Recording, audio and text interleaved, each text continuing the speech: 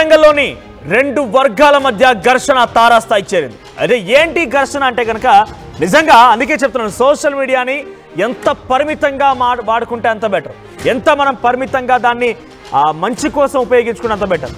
చూడండి ఎంత తారాస్థాయికి మారిపోయింది ఈ పిచ్చి అంటే, సోషల్ మీడియాలో ఫేమస్ అవ్వాలని, సోషల్ మీడియాలో లైక్స్, వ్యూస్, కామెంట్స్, ఇంకా పిచ్చి పిచ్చిగా ఏది పడితే అది రావాలని చెప్పి ఎంత దుర్మార్గానికి ఒడిగట్టారంటే, పిల్లల్లో కూడా ఎంత బలంగా ఈ ఆలోచన చొచ్చుకు వెళ్ళిందనంటే, ఇద్దరు మైనర్లు ఒక అబ్బాయి ఒక అమ్మాయి ఇద్దరు కలిసి సోషల్ మీడియా అంటే ఇన్స్టాగ్రామ్లో రీల్ చేశారట. ఏం రీల్ అది?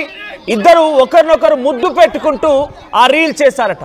అయితే ప్రస్తుతానికి ఆ వీడియో సోషల్ మీడియాలో వైరల్గా మారడంతో ఈ వీడియో చూసినటువంటి ఇరు కుటుంబాలు కూడా ఒక్కసారిగా గొడవకు దిగాయి, ఒకరిపై ఒకరు దాడి చేసుకున్నారు. సుమారుగా 50 మంది యువకులు, మహిళలంతా కూడా రోడ్డుపైకెక్కి మారణాయుధాలతో ఒకరిపై ఒకరు పిచ్చిగా దాడి చేసుకున్నారు.